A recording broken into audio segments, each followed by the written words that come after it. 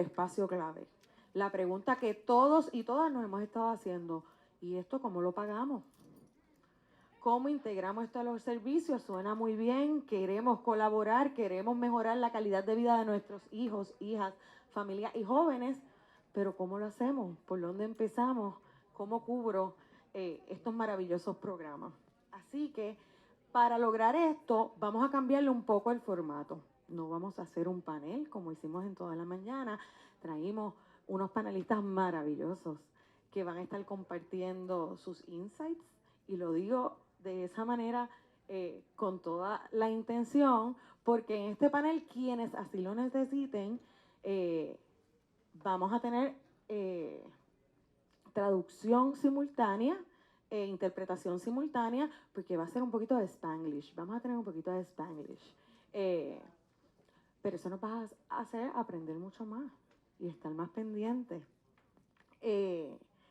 Para comenzar con estas presentaciones, le doy la bienvenida nuevamente a nuestra querida doctora María Enchautegui, la Directora de Investigación y Política Pública del Instituto. Yo lo que quiero dar es una visión bien general sobre los fondos, ¿verdad? Esto es un aspecto bien importante. El modelo debe mirar maneras sustentables para mantener sus servicios.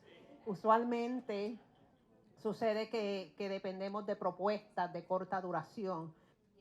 Es difícil planificar en el largo plazo cuando una propuesta dura 1 o 2 años.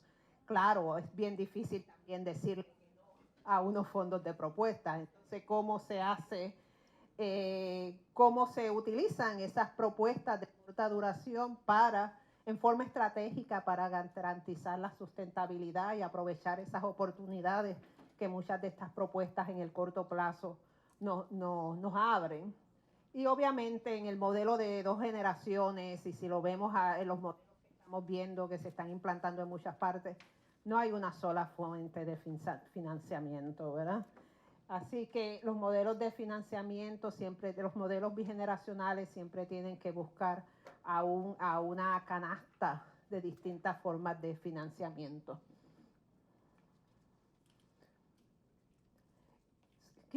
Estos modelos requieren más recursos.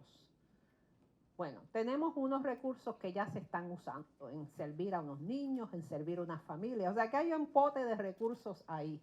Así que esos recursos podríamos pensar cómo nosotros los podemos redirigir o los podemos optimizar para abrir camino a las iniciativas de 2 generaciones.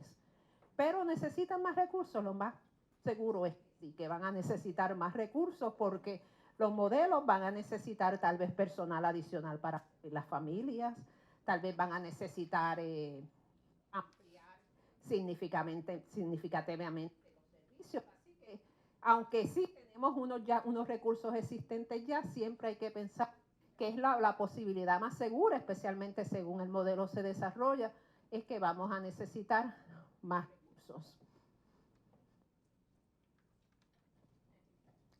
¿Y para qué vamos a usar esos recursos adicionales? Pues a veces se usan para proveer incentivos a las familias. Por ejemplo, se crea un pote de dinero para, por ejemplo, pagar servicios de transportación a la familia porque estamos ubicando una familia en un empleo y de momento necesita.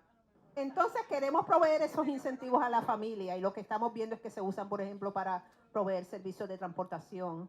A veces a familias participantes se les da también un estipendio económico mensual, $100 o algo así. Eso también se hace en los modelos. Se le puede dar unas ayudas de cuidado. Así que para esos incentivos a las familias para que estén participando y mantengan sus empleos. También para contratar mentores o coaches. Los coaches son bien, bien importantes en los modelos de 2 generaciones. Un coach es una persona que te acompaña, que está contigo, que te llama 5 veces, que te da seguimiento. No es solamente dar un referido, que te da seguimiento. Fuiste, ¿qué pasó? No la te dieron. El coach está contigo todo el tiempo. Y esto es un elemento bien distinto del modelo bigeneracional. Así que hay que buscar cómo mantener a esos mentores. También para contratar servicios de salud mental. Y cuando digo salud mental, pues eso va en una gama bien grande. Pero también a veces, como hemos dicho aquí, a veces a la gente hay que que convencerlos, hacerlos creer que ellos pueden mejorar su situación y cambiar ese mindset. Eso también necesitamos recursos, usualmente servicios de psicología o cualquier otro que se necesite de salud mental, para contratar personal nuevo, para financiar servicios adicionales que se van a dar, para capacitación de personal, ¿verdad? Estos son modelos nuevos y la gente necesita conocer el modelo, entre ellos crear red. También se necesitan estos recursos para construir sistemas de datos. Estos no son, ¿verdad? Estos datos no se están escribiendo en una página de una libreta escolar. Esto hay que creer y a veces queremos ir por encima de Excel. Así que necesitamos datos para crear un sistema, necesitamos fondos para crear un sistema de datos sólido, que sea confidencial, ¿verdad? Que tenga todos los protocolos de confidencialidad. Y también necesitamos datos para evaluación. Es bien importante que los modelos bigeneracionales tengan un componente de datos, de mejoramiento continuo y de evaluación. Cuando empezamos el modelo bigeneracional, todo el mundo se sienta en la mesa y trae lo que tiene. ¿Ok? Vamos a decirlo así. ¿Qué es lo que tú tienes? ¿Qué es lo que tú traes? Y estos modelos a veces se pueden combinar unos con otros y se olvida quién fue el dueño original. A veces otros fondos no permiten eso. A veces se pueden combinar en formas que usted pues los combina, pero entonces le sigo el rastro, pues esto fue de TAM, esto fue de Cuido, ¿verdad? Usted le sigue ese rastro. Y también tenemos lo que llamamos enlazar o Brady, que se combinan distintas fuentes de financiamiento, pero siempre se permanecen separadas. O sea, que si vamos a hacer un ejercicio imaginario, pues lo que tenemos es todo el mundo que está contribuyendo a este modelo, que no tiene que ser solamente una organización, por eso lo digo.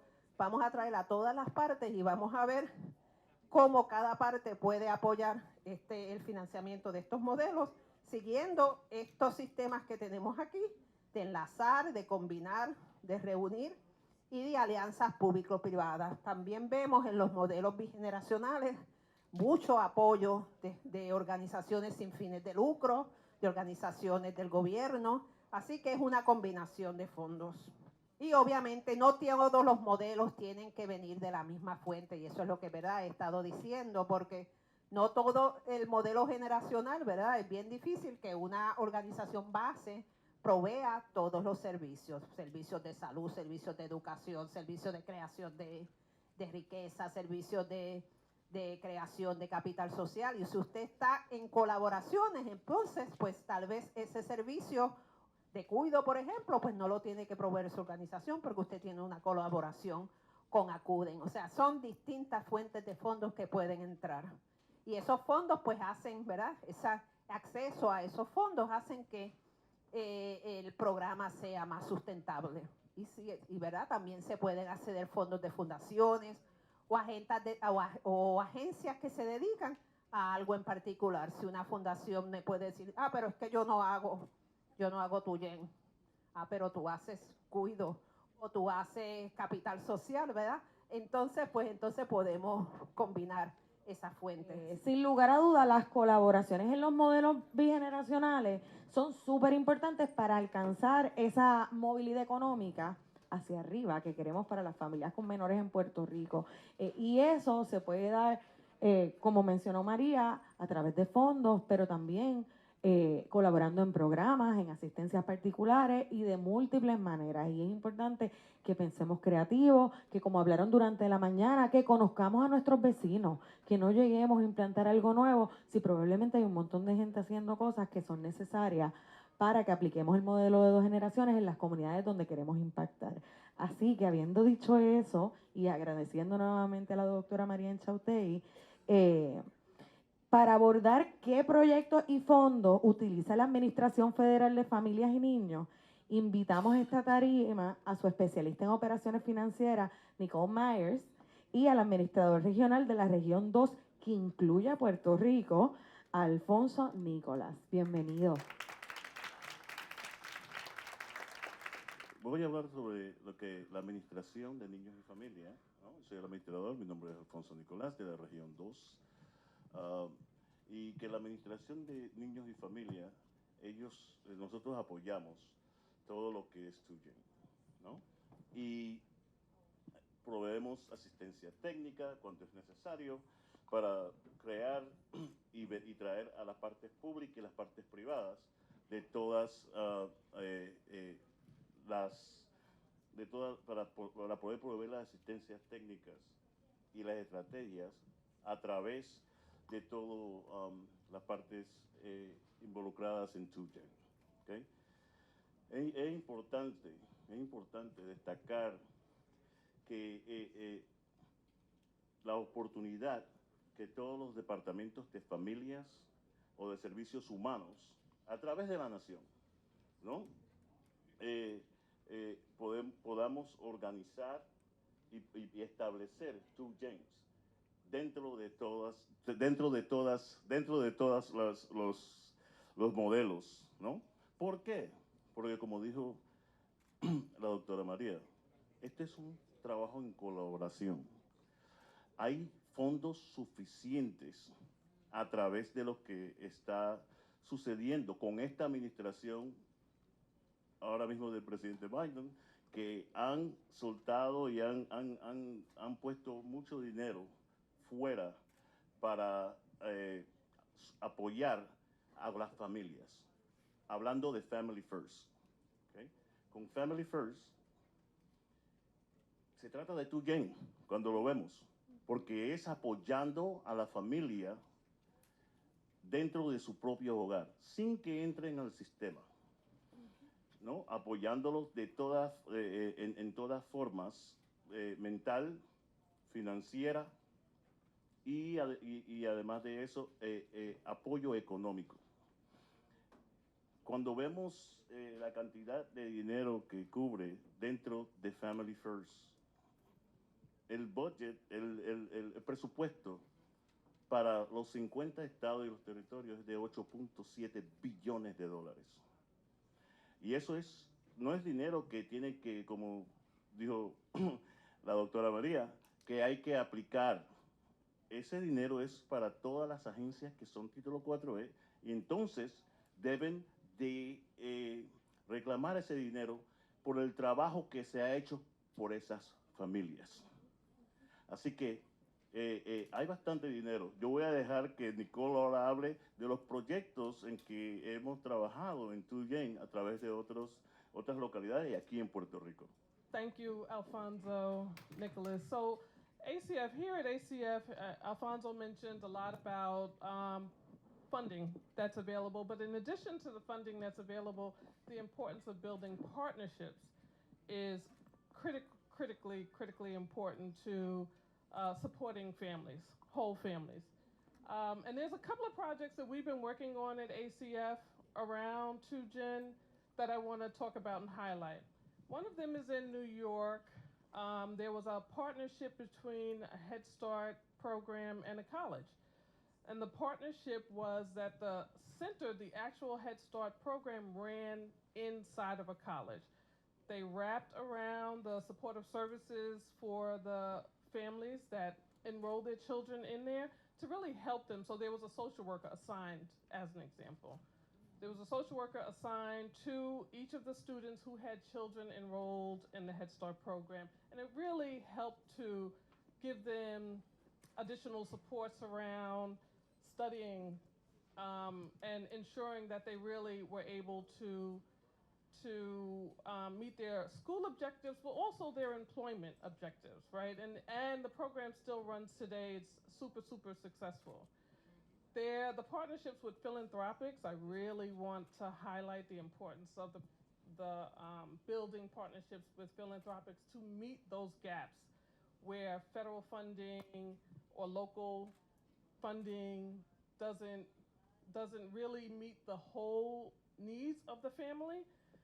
In New Jersey, we had a partnership with Pascal Sykes Foundation, and their whole focus was Tuyen and providing supportive services for the entire family.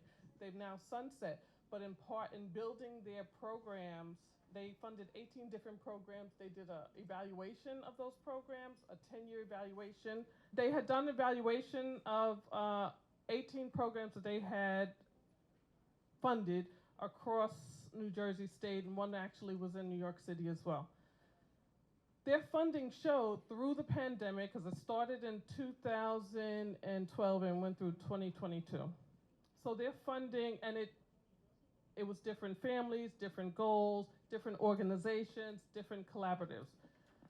The research project demonstrated quite a number of things, all of them that focused on the impact of 2Gen for those families. People's financial stability, even through the pandemic, increased. Healthy and emotional relationships strengthened even throughout the pandemic, as we heard many times over about domestic violence increasing and homelessness increasing. They were able to demonstrate through the trusted relationships that these families had built across New Jersey that they actually were able to sustain services and supports for those families and really help to strengthen them during that time. There is a research study that was done and released, and I could share it with the Youth Development Center so that you all can see it and learn about the different projects. So here in Puerto Rico, we also worked on a project, and that project was to use the recovery funding, billions of dollars, right? Billions of dollars that's available right here in Puerto Rico. So to tap into the recovery funding dollars that are already available, build a relationship with DDEC and the Department of Families, and focus in on a pilot project where we would train 10 of participants in recovery-focused industries. So construction, program management, even the health billing industry. We're still working on that project. We're hoping for much success, but part of it was to build services for those families, take those specific families and wrap around services through funding that already exists. So the Department of Family has child support, they have child welfare funding, they have NAP, they have TANF, they have child care, Head Start, really connecting, building the bridges with partnerships to connect the services in a way that helps families meet the objectives that they're trying to reach. Another project that we just recently established was with social workers. So we build, there's this partnership that was formed between the University of Puerto Rico and the Department of Families. It's a $2.5 million a year project where we're providing stipends to students who are interested in pursuing social work. Scholarships and supplies as well, school supplies and transportation, all the services. So what we're doing in that case, and this is sort of new, we haven't even spoken to, we actually haven't had a conversation. It was one of those eureka moments last night, like, hey, we accomplished this, let's keep going, let's push forward on this. So our plan is to have discussions with the secretary around really building a supportive system around those students. There are the MOU calls for like 214 students pursuing graduate and undergraduate degrees. So we're thinking if they're eligible, it's funded, the scholarships are funded through Title IV-E funding. And so we're thinking if they're eligible for that funding, they have to be eligible for other programs and services.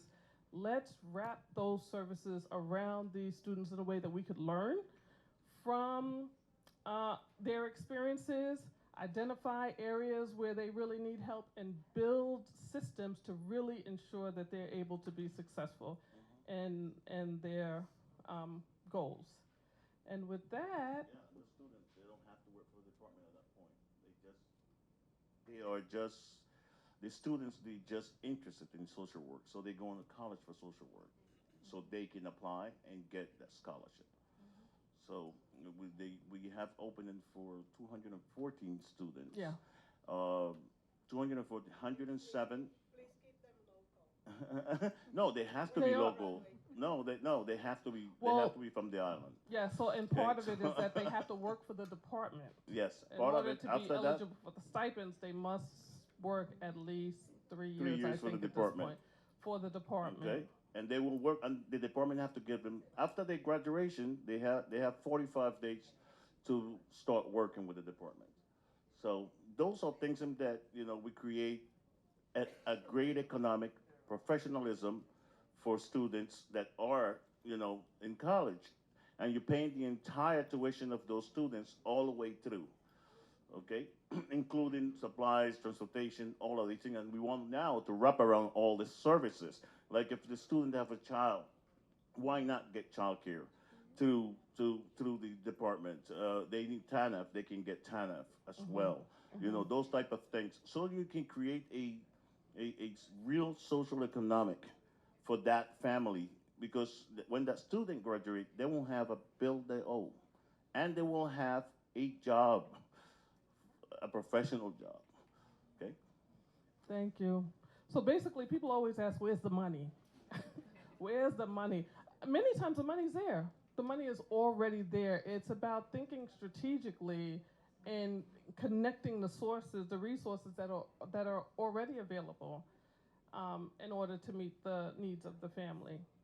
And the social worker one and we call it PREP, Puerto Rico Employment Project. So when you hear that out there, because I'm still pushing that, when you hear that out there, figure out right, when you hear that out there, please figure out how your organization can really help to support the families that end up being a part of that project.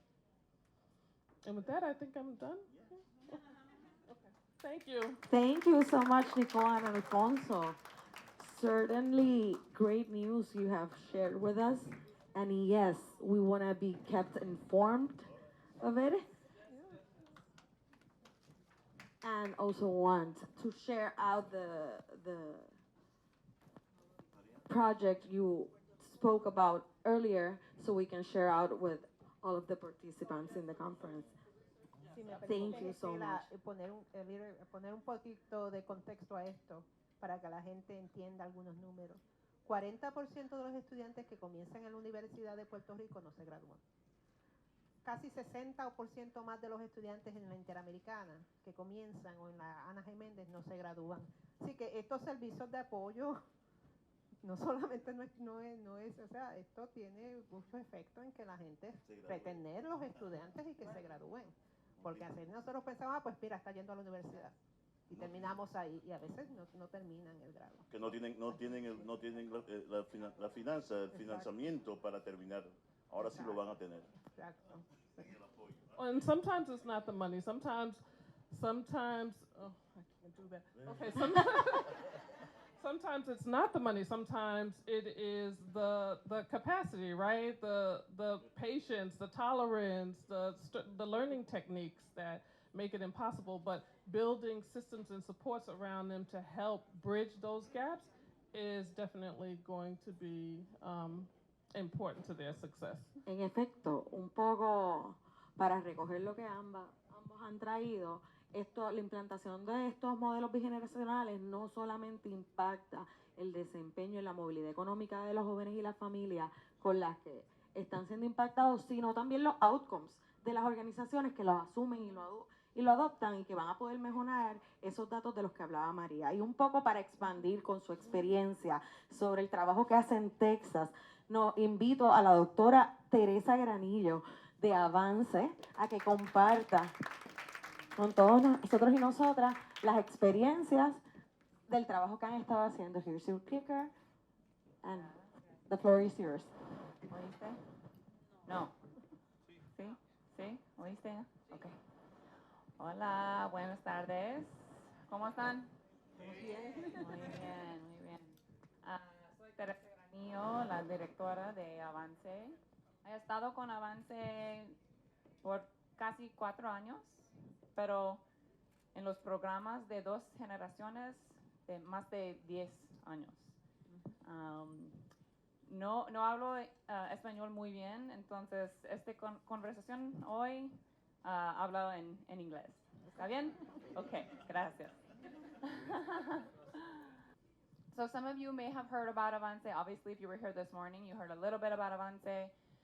We are a two-gen organization. That's how we were born and raised since 1973. A lot of things have changed over 50 years. As you can imagine, our mission has always stayed the same, to work with both children and parents, and we're talking about children ages 0 to 5, and their parents simultaneously, to support children to ensure that they're school ready and that their parents have social and economic capital. And we envision a world where all children and families have equitable access to the resources that they need to be able to take that next step in their lives, but not only improve their own lives, but improve the communities in which they live.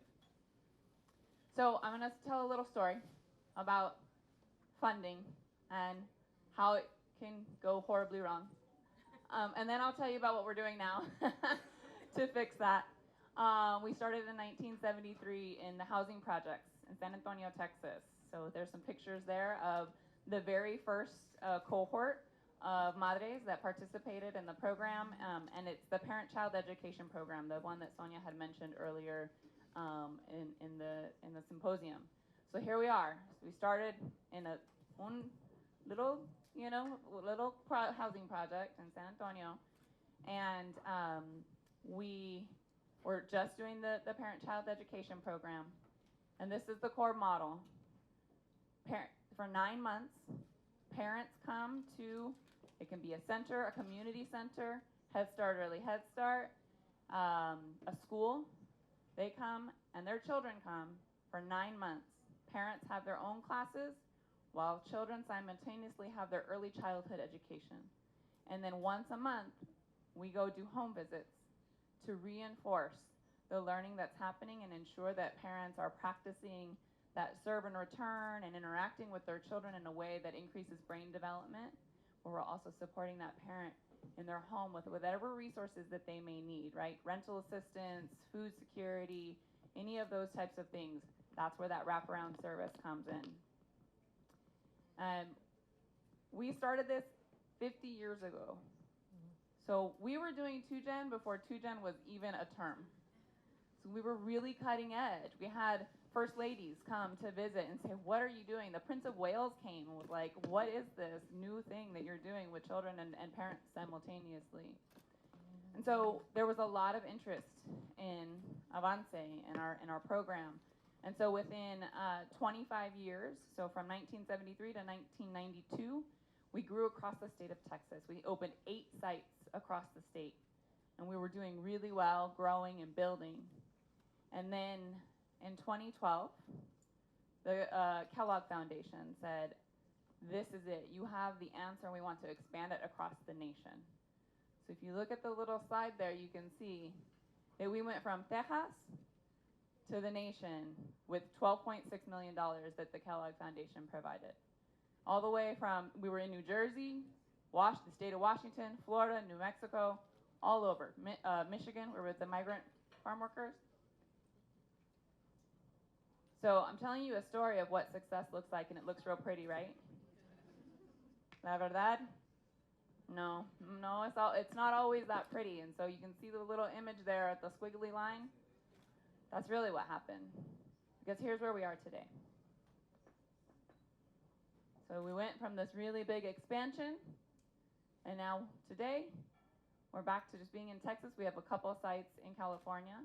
Now, we still have over 1,000 staff. We have 7 sites that we operate within Texas, and then 2 licensees in California. So we're still doing great. We still are serving over 13,000 individuals a year, but we're not where we used to be. And that's what I'll tell you why that happened in a minute. So here are our programs. I don't know if you can see them. They're kind of far away from me, so it's hard to see. Our core program is the parent-child education program, but every program that we have on that flower petal is a 2Gen program.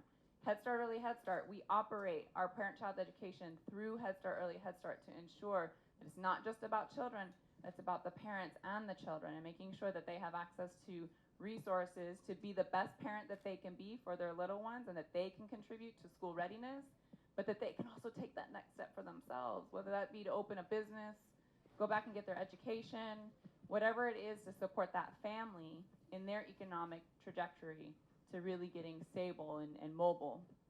We also, speaking of the programs that you guys were mentioning, we recently started to implement our parent-child education program on community college campuses, because we believe in the power of exposing people to what's possible.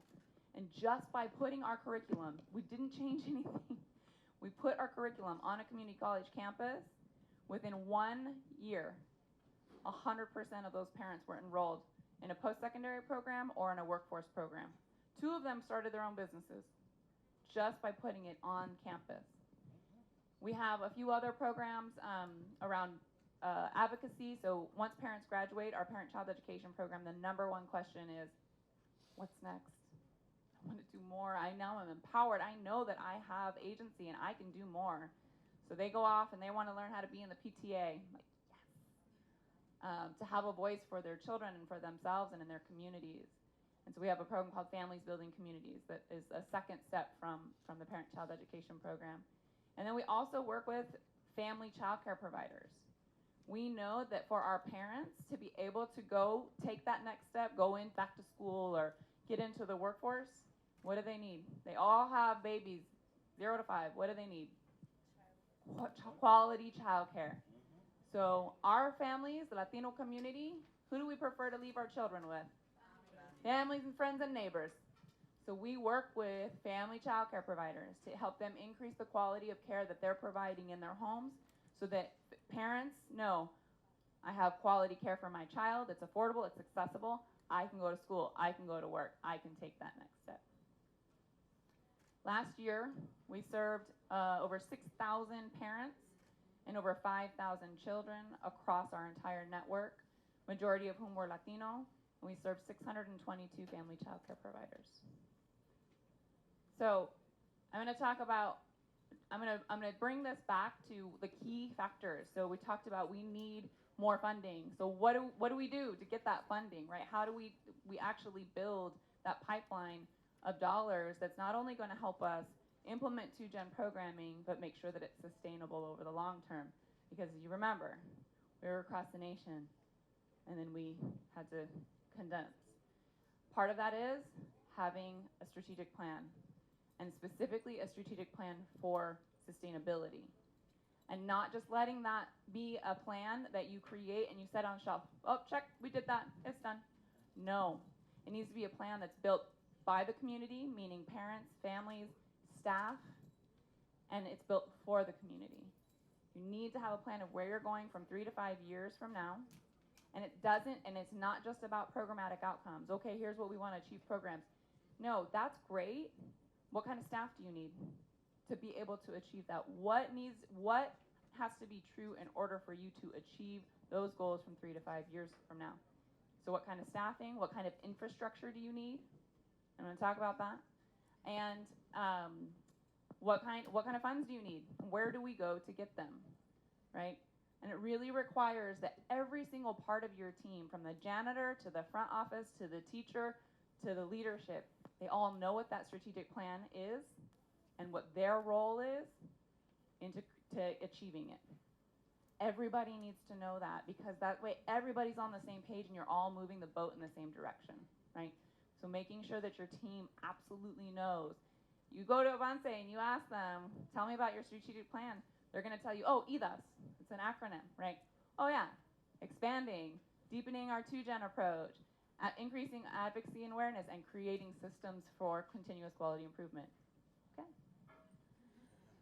Here's another piece, diversifying your revenue sources. And so here's, and I'm going to tell you, one of the reasons why it went from $12 million all over the nation to just being in Texas and a little bit in California is because they didn't have a sustainability plan. It was great, they had the money, they did all the things, and then the money dried up and then now what? Okay. So here's where, when I started with Avance in 2019, here's where we are. And what you can see in that pie, that big teal color, federal dollars. We had a $3 million budget and 90% was coming from federal dollars. And we love our federal dollars. But what happens? Well, what happens when those federal dollars, COVID hit, who knows what's going to happen? And if they go away, door shut. Your debt, that equation is very dangerous, right?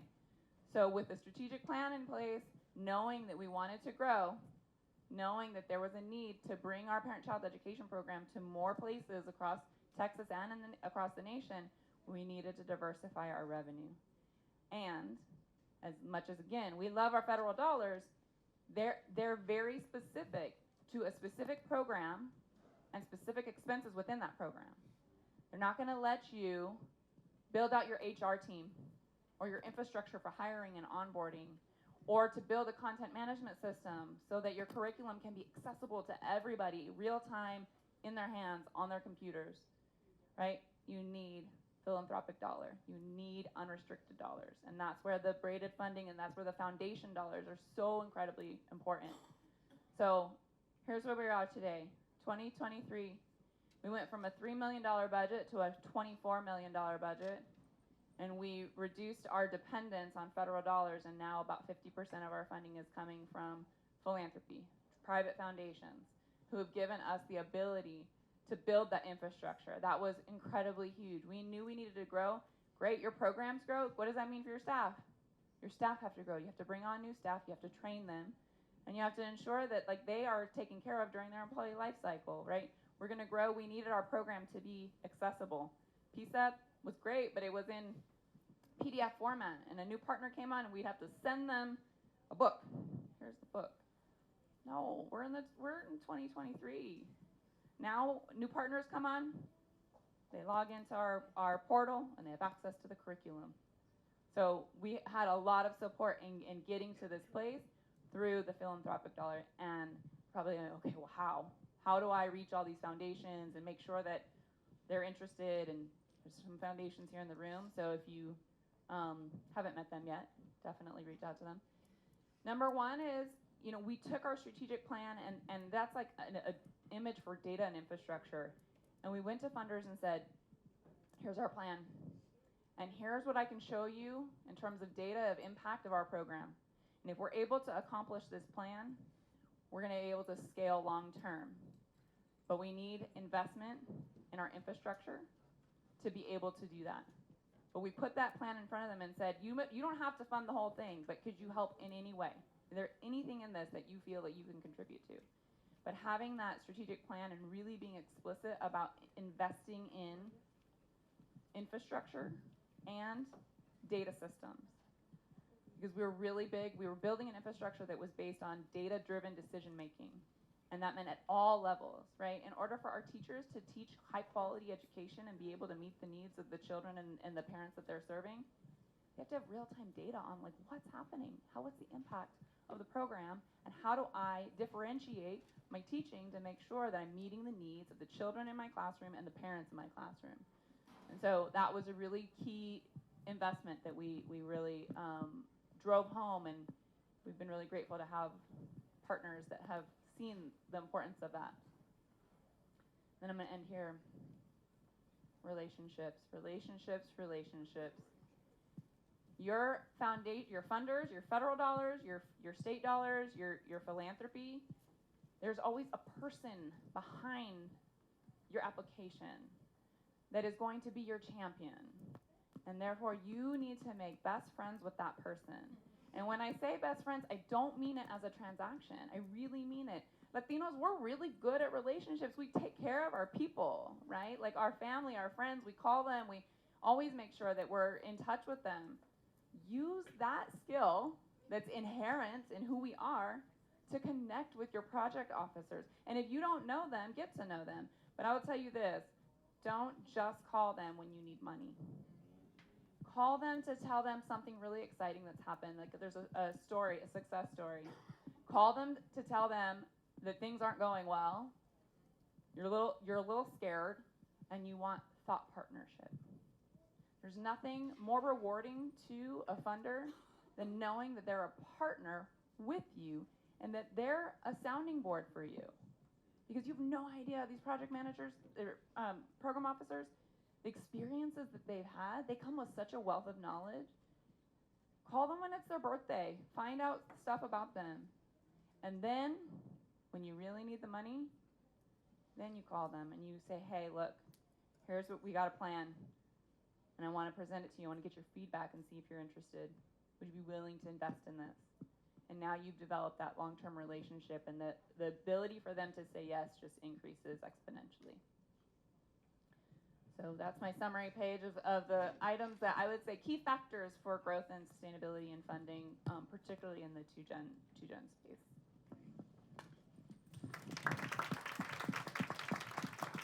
Thank you so much, Teresa. And thank you for sharing that history of Avance with us, the great history and the real part of it. Ahora llegó el momento que hemos estado esperando. Vamos a hacerle unas preguntas a nuestros panelistas, pero les recuerdo que aquí están Valeria y Valeria, que también están recogiendo las preguntas del público para aprovechar el espacio con estas maravillosas y el maravilloso panelista que está con nosotros. Y hay muchos de los aspectos que ellos ya han tocado, pero yo vuelvo y pregunto para poder profundizar, y las voy a hacer generales, así que quien quiera tomarla, quiera subirla, la contesta. Y hay unos con experiencia sobre esto y otros que puedan tener propuestas. Pero ¿qué cambios se tienen que dar en la administración pública para facilitar el proceso de desarrollo de modelos bigeneracionales en las agencias que prestan servicios? It's not all on you. They can share out also. ¿Qué cambios? Cambio en la política pública, en el policy. Bajo experiencia, cuando vemos agencias gubernamentales, la política pública que están usando para implementar servicios y dar servicios son políticas públicas de 20 años atrás y 30 años atrás, y no están alineadas con la política pública del gobierno federal, que ha estado cambiando durante los últimos 15 años constantemente, ¿no? Y lo que sucede es que no pueden ejercer, las instituciones públicas no pueden ejercer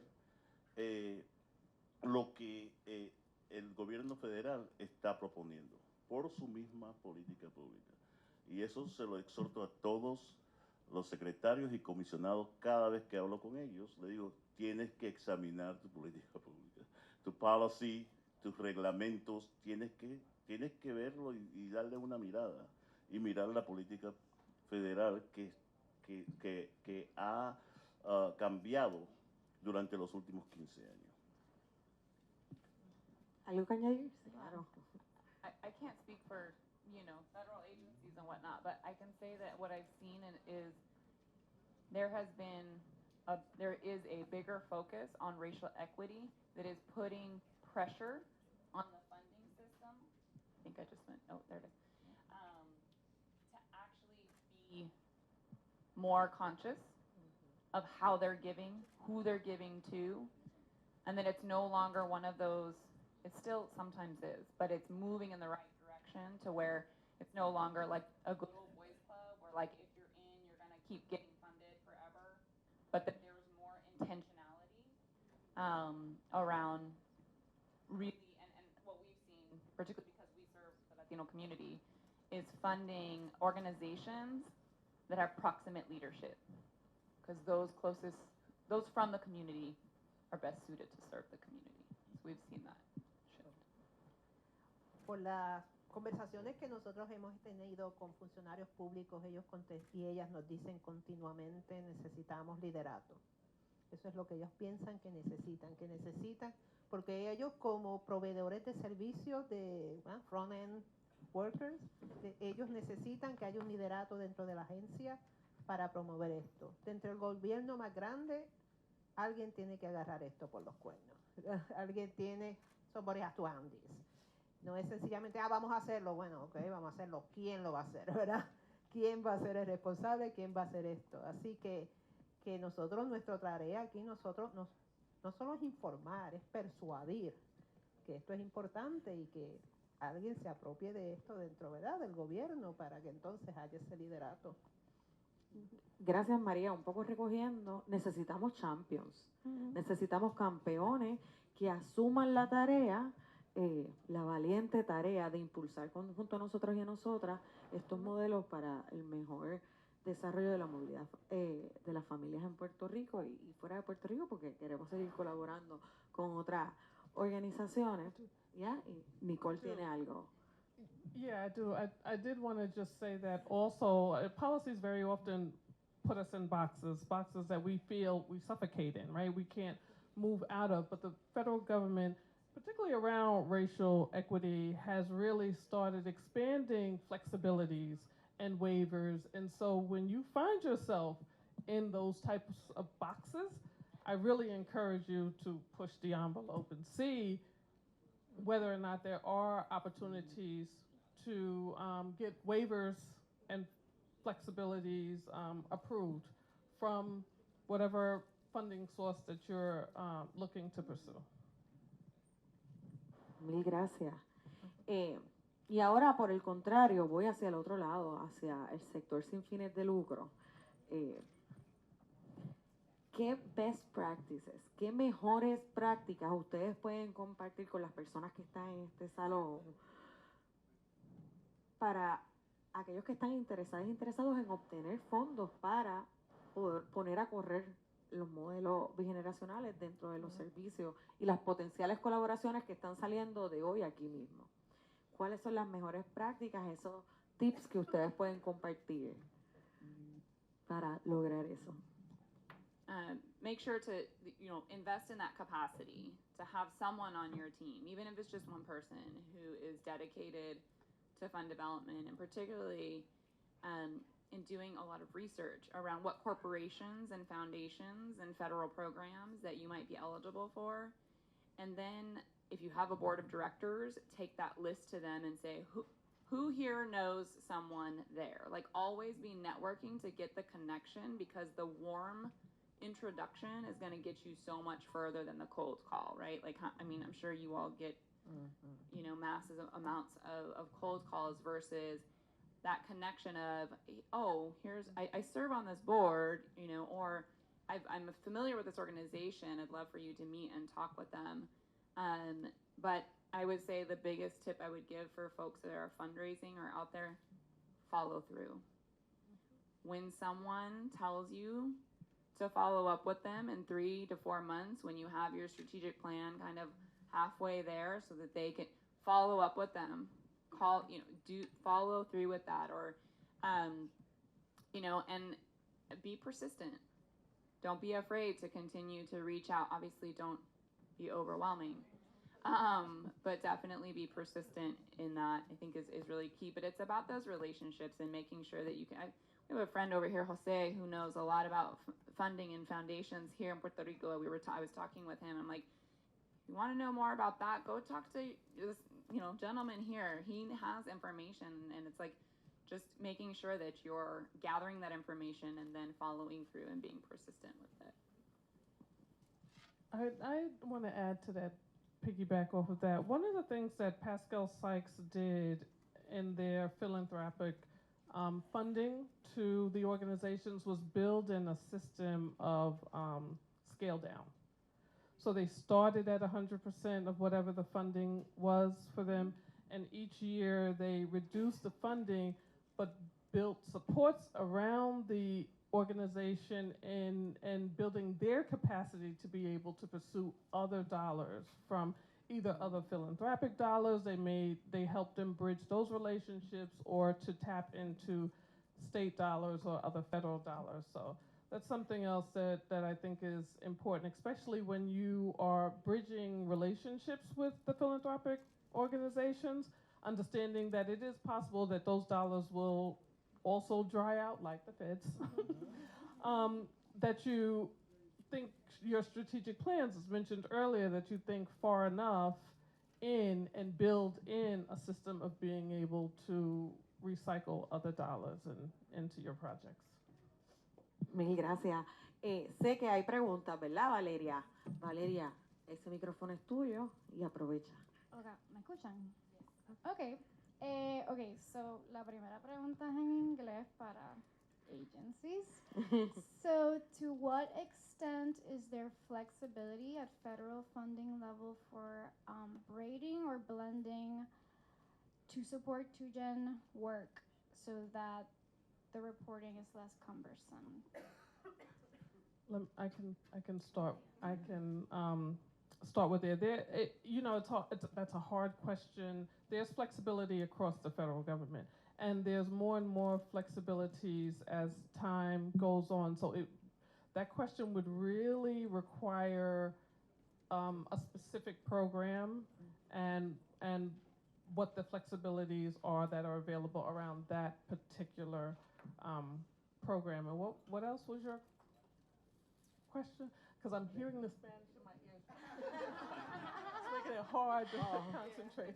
Yeah, so it's just to what extent is there flexibility at the federal funding level for blending support into gen work? Yeah, I think the Biden administration, I can speak specifically to HHS, so the Biden administration is really pushing the importance of blended funding.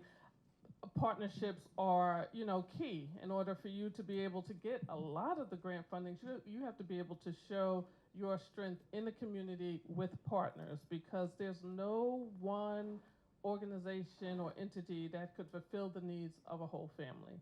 And so really being able to demonstrate and show that increases your chances and of being even approved for funding and for flexibilities.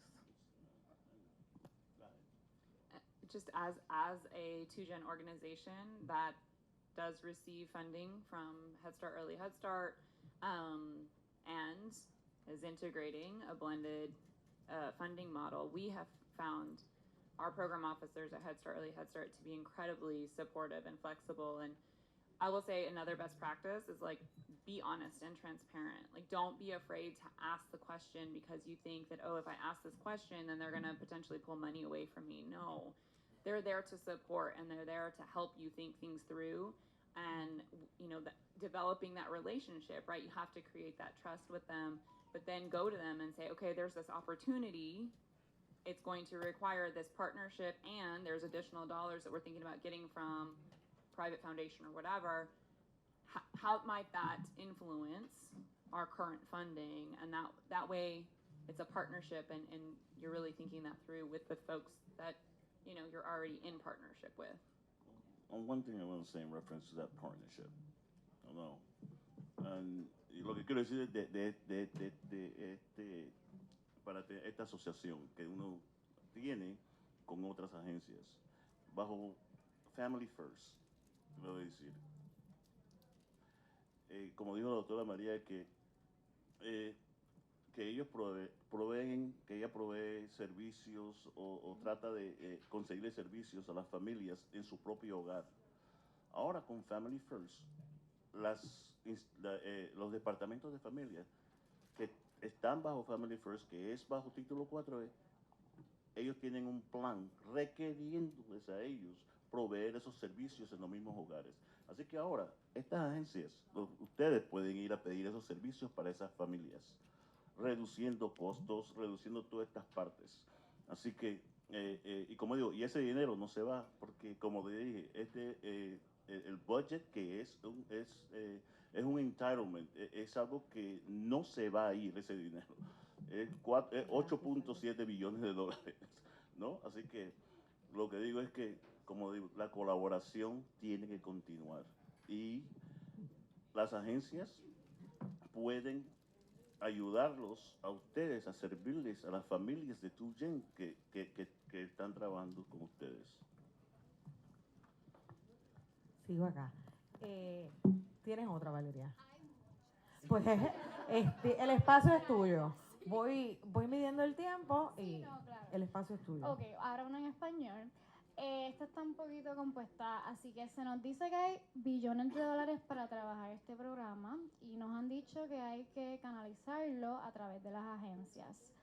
Conociendo la situación burocrática de las agencias, especialmente las gubernamentales, ¿hay algún modelo de propuesta o plan ya preelaborado que se pueda utilizar para que Tuyen llegue a donde está haciendo falta?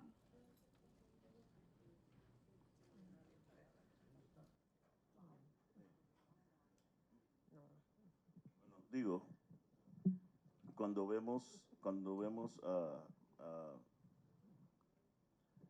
otros estados que están trabajando en estas fases, no hay nada prescrito. Bueno, no, porque los planes como te digo, en la parte de proveer los servicios en el propio hogar de las familias, no hay nada prescrito todavía, porque la parte de Family First fue implementada solamente hace 2 años, ¿ok? ¿No? Eso fue implementado hace 2 años.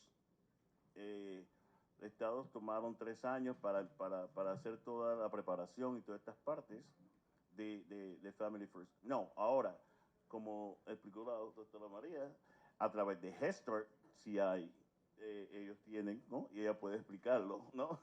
De que cómo ellos están en conjunto con Head Start y con Child Care en estas fases, ¿no? Pero hay otros espacios que se están abriendo, y eso es lo que estamos diciendo. Hay otros espacios que se están abriendo para que ustedes puedan tomar ventaja de estos servicios. Seguimos, Valeria. Seguimos, ok. Tengo espacio. Ok, super. Este es para avance, son 2 preguntas. How are you able to manage that many providers while keeping a high quality level? And also, how do you streamline data collection to be informed and responsive within reasonable means? Okay. For the first question around keeping high quality, we had to invest in additional staff, coaching. I believe Maria mentioned the importance of coaches on staff that support our teachers and our child care providers with instruction in the classroom, right? And so we're involved right now in class observation and all that, but we've added so many more coaches onto our team to ensure that we're supporting teachers with that feedback that allows them to continue with high quality. And then we also really emphasize training. So we do, for our PSEP program, every year, everyone who delivers PSEP, our parent-child education program, they have to go through a 3-day training. They have to come to San Antonio and participate in the training, even if they've been delivering PSEP for years, because things change. And that's part of the second, the data collection. We have a lot of different ways of collecting data, but one that allows for data-driven decision-making, Sonia mentioned earlier around formative assessments and exit tickets. So within the parent-child education program and within Head Start, there is a constant feedback loop where you're getting data from the student. For our parents, it's at the end of every session, they turn in a ticket that lets us know what they've learned and what wasn't clear, so that instructors can then address that in the next class. Just like with our little ones, right? When we do observations, we use an assessment tool. They utilize that data to then go back and say, okay, this student is meeting developmental level, and this one needs additional support. So that's one piece on keeping high quality instruction. But then there's also a piece on ensuring that our curriculum and the programs that we offer are continuously meeting the needs of the children and families we serve. And so through our curriculum and having this content management system, we get real-time feedback from instructors about what's working and what's not working, what was confusing, what failed, what succeeded. And so we use that feedback at the end of the year. In addition to having monthly meetings with all of our instructors, we bring them all together and we say, okay, toy makers, give us your feedback. Early childhood educators, give us your feedback. Parent educators, give us your feedback. And then at the end of the year, we utilize all of that information to make sure that it's folded back into our curriculum and our program, so that then in the training, everybody learns about the new components or new information, And then that next year, we go through that continuous quality improvement process constantly. It's not a one and done type of thing. So while Sonia and her team did a lot of work to revamp the curriculum in partnership with Harvard back in 2019, 2020, we are in a constant process and we have different systems and platforms to where we can constantly collect that data back and utilize it for data-driven decision making. Bueno, muchas gracias a todas. ¿Tienes un comentario, Alfonso? Bueno. Los non-profit y otras agencias a veces creen que solamente las agencias gubernamentales pueden contactar al gobierno federal a pedirle ayuda o a preguntarles por qué ellos no están recibiendo ciertos servicios. Ustedes escucharon esta mañana que el subadministrador de Acuden dijo que él tiene que someter un plan. Ese plan pasa por nosotros, tiene que ser aprobado. ¿Okay? Ahora, si ellos no están cumpliendo, si no están cumpliendo con su plan y con el plan, ustedes pueden llegar. Las puertas siempre están abiertas, ellos tienen que cumplir con los planes. ¿Okay? Así que eso es lo que digo, que la puerta, le dije a Nicole que va a abrir la puerta para que cualquiera de las agencias, non-profit, todos pueden llegar al gobierno federal y decir, hey, te estoy pidiendo esta ayuda y no me la están dando. Y nosotros podemos intervenir. ¿Ok? Hacer comentario. Ahora sí que damos las gracias a ese comentario, Alfonso. Muchas gracias a todas y a Alfonso, los que participaron, y gracias por sus valiosas preguntas y la conversación que compartieron con nosotros y nosotras.